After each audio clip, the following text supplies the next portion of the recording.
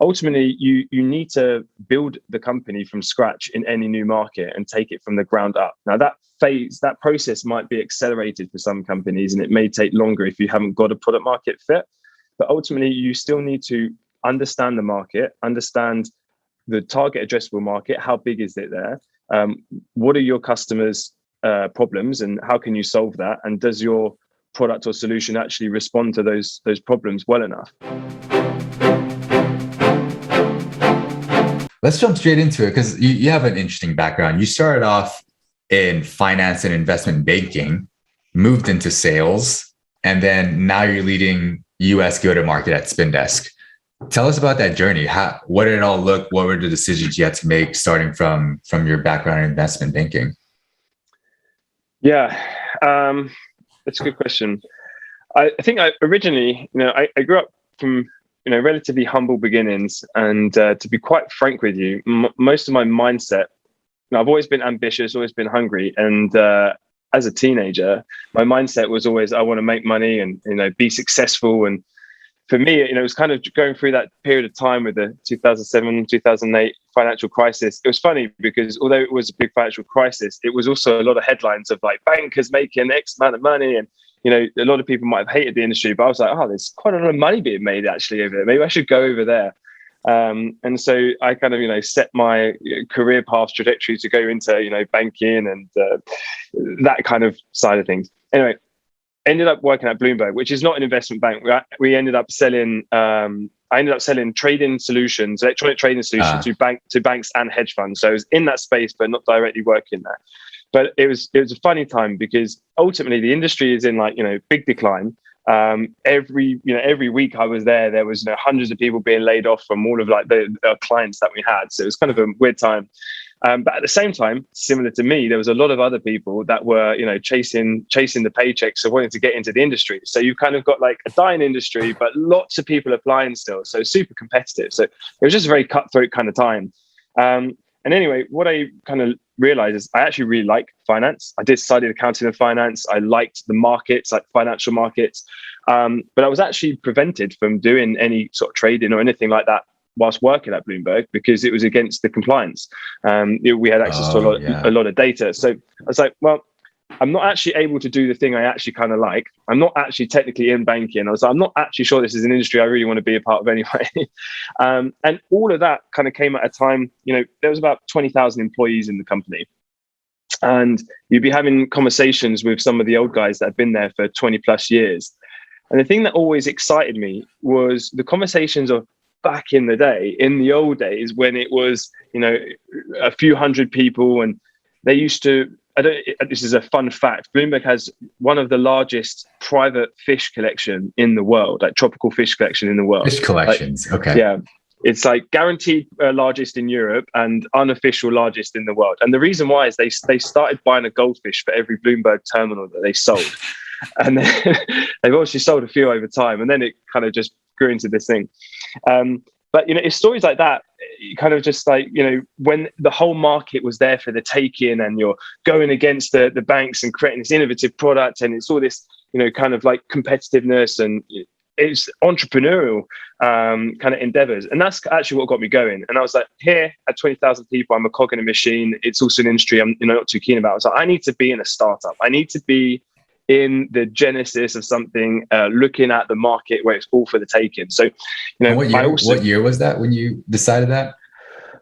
So I'm trying to think, when did I start there? So I must have started in 2014 and I was there for just under 3 years. So about 2017. And I'd say about halfway through is really when I had that kind of realization, but didn't pull the trigger till a lot later.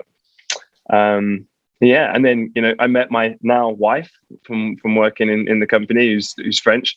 And we both decided to quit on the same day, and we both moved to France. I didn't have a job, didn't speak a word of French, and decided to go and look for a job in the French startup ecosystem. And then a few years later, here I am. I applaud that. You were first focused on UK market. Now you're heading up the go-to-market in the US. Yeah. What has your role at Spendesk look like, and what's your day-to-day look like now?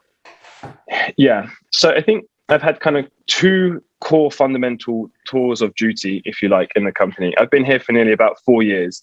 The first 2 years of my career at Spendesk were really the first tour, and that was the UK market. I had 3 years of corporate experience. I was more in enterprise sales, in finance, but again, it was not startup.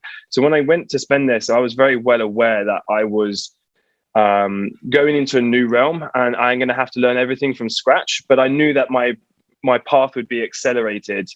I knew in my head, that was my opinion of what was going to happen. It luckily turned out to be that way, because I kind of already had some experience, but I needed to kind of learn everything from scratch. So I started off as an SDR, and then went from SDR to then doing full cycle sales, closing. I was the first salesperson in the team, and then grew that team, hired the first person, grew it into the first million of revenue, and built the first kind of foundation nucleus of what would be the UK revenue team, so about 6 to 8 people. And then at that point, there was kind of a decision for me of, I've done that. I've done the 0 to 1 in this market. I've got that up and running now. Do I lean into this and then go from the 1 to 10 journey and really kind of scale that up, or do I do the same thing for Spendesk in the US in a much kind of bigger pond, if you like? And for me, I really like the early stage of the company. I mean, a lot of the stuff I write about, a lot of conversations I have with other people like yourself, outside from how we met, is really about those kind of early stages and figuring that part out. And that's really what interested me. So I knew we were going to at some point open up in the US. And so I kind of, put my coin in the hat, so to speak. And, a couple of years later, here I am. Go-to-market is kind of a nebulous phrase. I think it means different things to different people. What does it look like when you're trying to expand from France into the US? Usually you hear stories about expanding outside from the US to EMEA. What does it look like for you? Yes. So I think there's certain phases to any go-to-market. And I think where people get confused is where multiple phases kind of happen in once, depending on the type of company you are and where you are in the stage. But ultimately, you need to build the company from scratch in any new market and take it from the ground up. Now, that process might be accelerated for some companies, and it may take longer if you haven't got a product market fit. But ultimately, you still need to understand the market, understand the target addressable market. How big is it there? What are your customers' problems, and how can you solve that? And does your product or solution actually respond to those problems well enough? From any go-to-market, I think one of the mistakes that is made is we've got something that's working in, let's say, the UK. Is that going to work in the US? And the assumption is, well, it works here, so let's just kind of replicate what we're doing and just put money into it and expect results. And that's never the case. And if that is the way that a go-to-market is kind of operated, it's almost doomed for failure. So you have to kind of take a beginner's mindset and take the mindset that you're building the company up from scratch from day one. Even if you're a large corporation and that process will be accelerated, you still have to start with the basic principles. You mentioned something earlier at the beginning of this interview where you mentioned humble beginnings, and the sense I get is you're very driven. I notice you have a newsletter, Rocket GTM, which we'll link to in the show notes. You have a YouTube channel that you're creating some content for. What does your long game look like? What are you thinking about for your career, or what you're trying to build for yourself in the long term? Yeah, I think when I grew up, I started working at an early age. I started working about 12, 13 years old, and I've worked. What kind of job did you have? So my first ever job was a paper round. So I delivered newspapers in my local area. I quit that after about 6 months because you quit your job. Okay. I quit my job after about 6 months because there was another job in my local music shop where it was basically a Saturday boy, managed the till. They gave private music lessons and sold musical instruments. And that's kind of where I actually fell into loving sales, because it was just selling all day long and also playing guitar all day long, which was great. But from then on, I just got the bug for kind of like independence through financial freedom, and that's kind of where I got my work ethic. However, I think it's only really until I actually started working in the startup world where I realized that hard work is a prerequisite, I think.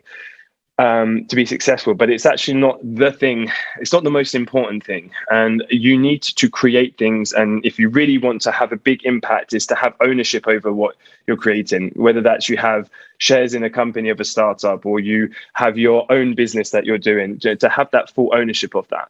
So this hard work is going to get you a lot of places, but there's a lot of people that work really hard and aren't necessarily having the biggest impact in the world. It's very localized. So for me, I wanted to have an outsized impact, a leverage impact. And I think the best way to do that is entrepreneurship. So for me, the end goal has really been to launch my own company, which is another reason why throughout my career path, I've really chosen those 0 to 1 kind of go to market phases, because I love that idea of I'm learning on someone else's dime, and I'm taking lots of risks on someone else's money. And not only that, but I'm getting paid for it.